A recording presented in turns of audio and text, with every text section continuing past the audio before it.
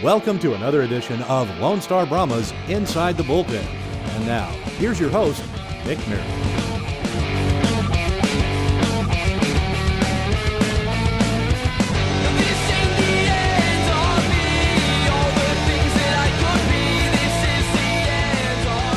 Episode 28 of Inside the Bullpen. We're back for an exclusive NAHL schedule update here on our podcast edition this week. Man, we've had this podcast going for almost right around a year now, Chad. When you and I started this up, Walt hopped on with us, and it's been the three-headed monster ever since. How about that? And new to this one, it's our Inside the Bullpen podcast, sponsored by... That'd be Acme Brick. It would be. That'd be Acme Brick. That's big time. So we had Vine Life, what was it, the first 27 episodes? We did. And here we are. We're in a new era for the next probably 50 episodes with Acme Brick. So also, breaking news out of Fort Worth, Texas, Brick Boy has signed a 2-year agreement with the Lone Star Brahmas to be a mascot. We got a 2-year deal out of Brick Boy. So did we put him to a tender contract too? Is he going to shoot up and play again this year? Yeah, he's in it to win it this year. He's promising more fights and more shenanigans. So heck yeah, we're happy to have Brick Boy. Absolutely the weirdest mascot in the business. And best sidekick, baby. Yeah, best sidekick ever to Mongo. So Wait, it's great. what's Mongo been up to? Is Mongo he sipping margaritas or something? Or? He's been in the shop a little bit. He's he got in a few dust ups this year. Had to get his mitts fixed, and he's been resting. But he says he'll be back. He's been dealing with a lot of personal issues. Mongo has a lot of anger management therapy and things along those lines. So, yeesh. We hope that he's with the best doctors Mexico has to offer. So we expect good things.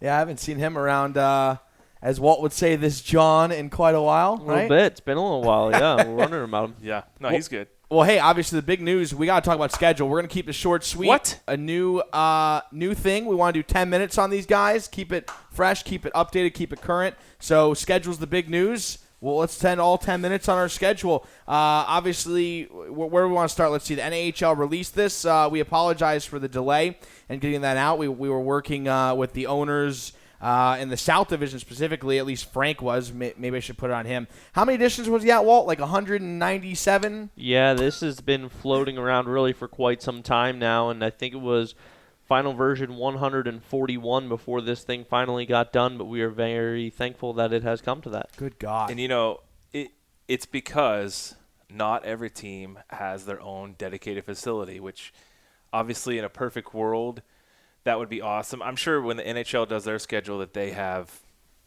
I bet it's even more of a headache. You got more teams, and then you're dealing with, like the American Airlines Center, you're dealing with the Mavericks and the Stars and, the Shriner Circus or whatever else they roll in here. And in this league, Topeka could have a gun show going on in February, followed by, Toby Keith concert. Wow. And all kinds of – I'm just speculating, but these seem like these are the types of things that they would house. And, so it's hard to get dates. Right. I think Don Stone, the owner of the Topeka Roadrunners, was saying he's limited on even the amount of ice time he has for practices. So I wouldn't be surprised if we see them here for a practice or two throughout the year. Them and Wichita Falls, they'll come practice at our place, which is weird. But hey, they gotta do what they gotta do, right? Keep your friends close and your enemies closer, right? Well, by this weekend edition, everybody's already seen the schedule. It's on Lone Star Brahmas website, Facebook, Twitter, you name it. Check it out. The entire regular season schedule, all 60 games. The only thing we don't know yet is the showcase opponents. We know it's the September 21st to the 24th. weekend. And you could also see all the major dates on NAHL.com too for like top prospects and all that jazz. But let's jump right into our segment that we like to do. We'll call it 3 Stupids, 3 Cools. Things that you guys like about our schedule this season. All right, what do we want to do? We want to do stupid or cool first? Walt, make the call. Let's do. Everybody cool loves first. this. Oh, cool okay. first. Right. Okay, no, we let him make the call. Sorry, he called cool. I'll make one more note there, Nick. You said we didn't know about the showcase dates yet. Last year, They were released on August 3rd. The schedule was released approximately 2 weeks ahead of schedule this time, so look for about the middle of July for some information on the showcase. All right. Back to 3 cool, 3 dumb. All right. 3 cool. I was thinking about this last night. I'll bat lead off. Okay. Give you a chance to think of 3 cool things. Okay. First and foremost, the first thing I've got on my 3 cool list is Brahmas Mudbugs, September 29th at George's Pond at Hirsch's Coliseum in Shreveport, Louisiana. It's cool, obviously, the first time the Brahmas and Bugs play again in the new league, in the North American Hockey League. So that is going to be really cool to see. I don't know if I'll actually go there to see that, but it will be cool nonetheless. I'll be watching you guys on Fast Hockey, most likely. Heck yeah. The next cool thing is Crazy. It's Thursday, too. Is it a Thursday? I thought Yeah, it it was is. Friday.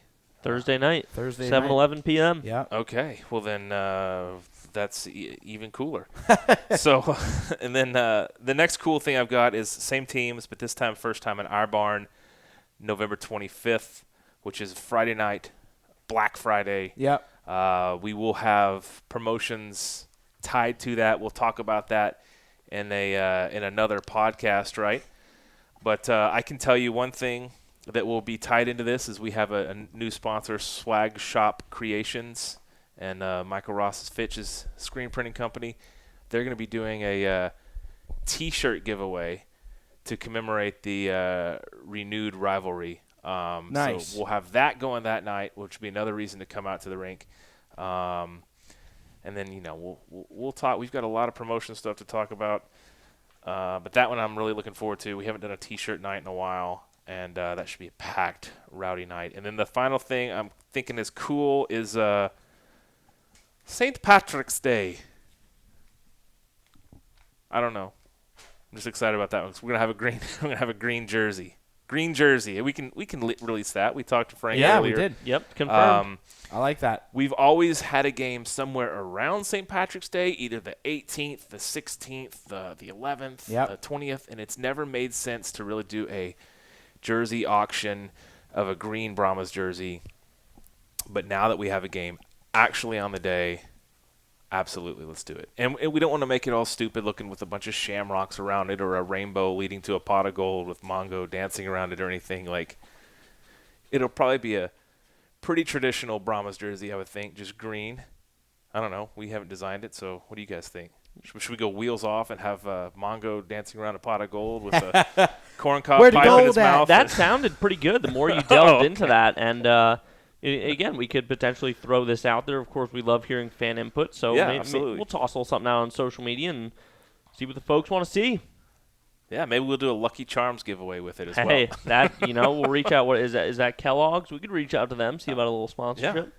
There's nothing wrong with some Lucky Charms. All right, Walt, what you got? Cools? All right, 3 cool things. Whole lot of cool things going on about this schedule. I will additionally echo Chad's first thing with the Mudbugs. I think that going there is going to be an exciting thing. I know some fans have already mentioned the Coach Carlos Zarnis of the Mudbugs and Dan Wildfong of the Brahmas. Obviously was taking a look on Elite Prospects at some of their numbers when they played together for the Mudbugs. So some pretty cool history between those two. I think that's going to be awesome, and I'm, of course, looking forward to broadcasting from a new barn, something that Nick and I have not seen, and we're looking forward to what they're going to be working with there. Second thing I'm very excited about, 3 trips to Corpus Christi this year. It is undoubted that is the best road trip in the NAHL South, so we've got 3 dates coming up there. Same amount of games, 6 road games last year. We did 2 stints for 3 games. This year we're doing 3 stints. And to interrupt you real quick, but last year that was because of the arena availability, what we talked about earlier. So I'm glad they got it figured out this year. So we're quick to pounce when things are wrong, but well done. So let's point that out. Sorry, didn't mean to interrupt you, buddy. No, that's okay. Third very cool thing, an actual Christmas break this year. The previous 2 years and the first 2 years in the league, the Brahmas had to deal with playing the day either before or day after Christmas. This year, finally, the Brahmas will be off from the December 18th all the way up until the 31st on New Year's Eve. And, Dan Wildfong, when we were looking at the schedule, me, Dan, and Frank, he was really upset about the fact because in one of the prior versions, we had game on the 23rd in Shreveport. and he was really upset about that. He's like, guys, yeah, they get a couple of days off, but what are they going to do? Fly out of Shreveport or come all the way back on the bus and then be exhausted and schlep it over to the airport? So, yes, a true Christmas break. Well done. That's awesome. Nikki, 3 cool. 3 cool. My first one, we finally have a home and home. Yes. I really enjoy that over Thanksgiving weekend. So right after Turkey Day on Friday, Black Friday, we have a home game against Shreveport, and then Saturday we're in Shreveport. I love when schedules do that. It kind of builds, I think, more excitement, too, for the players. Also the fan base, because they know it's like one game, they got to win it, and then they're going to, hopefully they can make the road trip out to Shreveport. It's a pretty close one. You got family in town. So 3 hours straight down 20. It's nothing. Yeah, we'll see what that will come for.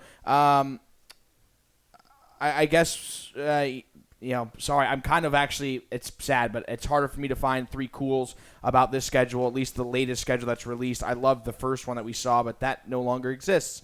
Yeah. Another cool, I think, is, honestly, I just go back to the showcase. I know it's kind of a cop-out, but I really enjoy the showcase. I like going to Minnesota for that. I'm glad it's back in Minnesota at the Blaine.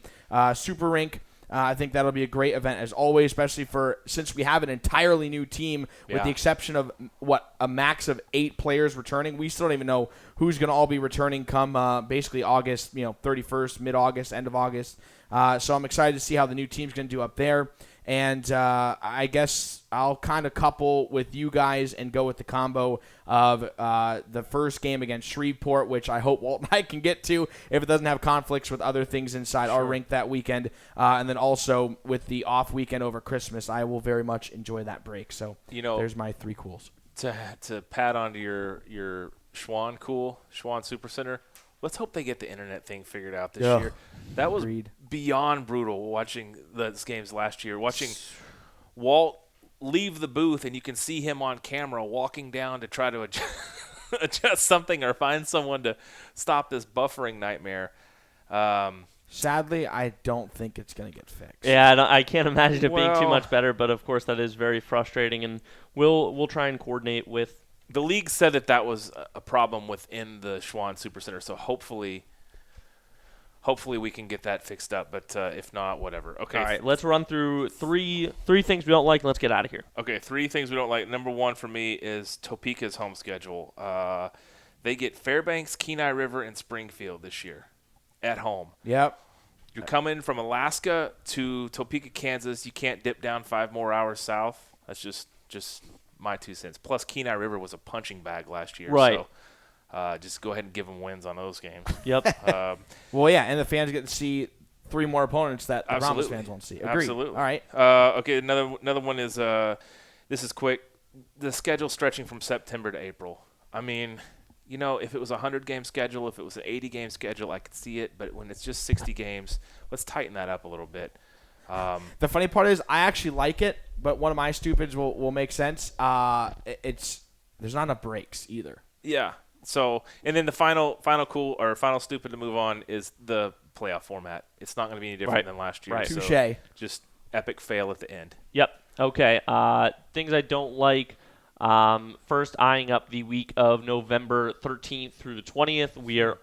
Chad, going back to your point, we need to tighten up the schedule. More weeknight games. Why not? Let's see how it goes. Tuesday night in Odessa on the 15th, and then come back home 5 hours, and then drive to Corpus less than 36 hours later for a weekend set down there. Not a massive fan of that. Second thing that I am not a fan of, and I'm going to echo again. I guess it built some hype, really not the biggest gripe in my book, but would have liked to see the showcase dates. Totally understand why they do it separately. Third thing I like the absolute least, playing on New Year's Eve in Shreveport at 7 o'clock. Looks like Nick and I will be spending our New Year's Eve at midnight on the bus back to North Richland Hills, which means we'll probably put up a fan vote at some point in the season, whether I'm kissing Mark Reapy, Troy York, or Nick at midnight. Take your pick. We could have a new bus driver, too. So we could. There's another. Hey, you know what? I think if that was at a home game, I might have actually really enjoyed that game. Yeah. Y'all stay there. Go to Sam's Town or something and I'll definitely blow it stay up there at the that casino. Night. I would probably definitely stay there that night. But I hear you. It could be a positive or a negative. Walt said it's negative. My 3 stupids, apparently the league did not listen to us last year. Out of our first 11 games, 5 of them are against Amarillo. They didn't frickin' fix it, and there's another team in the league. Do not like that at all. Too many Sunday games. I think that's dumb. I don't like Sunday games. I don't like 3-game stints. The only reason they did those 3-game stretches is because the teams can't get ice. I get it, but I don't get it. Figure it out. I'd rather have a game on a Wednesday than a Sunday, my opinion. And then no off weekends. WTF.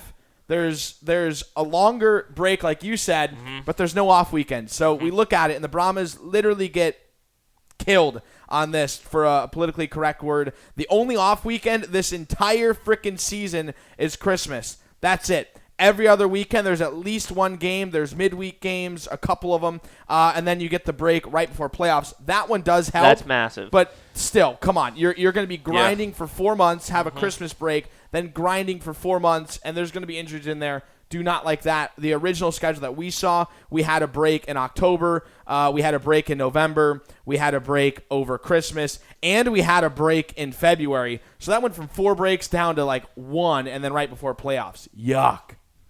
Yeah. I mean, what more can you say about that? Well, we could sit here and talk schedule all day, but I think we'll table the promotions. We are having many meetings, people, about promotional giveaways, promotional nights, this thing and that thing, whatever. We'll do that in another one. Yep. But, hey, special thanks to Acme Brick for Yes. stepping up and getting on board the podcast. Thanks to Vine Life Realty for being the inaugural podcast sponsors. Very cool to be the first to set the bar, and now we got to get Norgard to make us a new intro. We do. And also, be sure to comment as well what you guys think of our schedule. We want to hear from you as well. This is why we do the podcast. We want to interact with the fans, and this is kind of a fun way for us to do that. But anyways, thanks so much for joining us for episode 28 of Inside the Bullpen. We'll see you in about a week.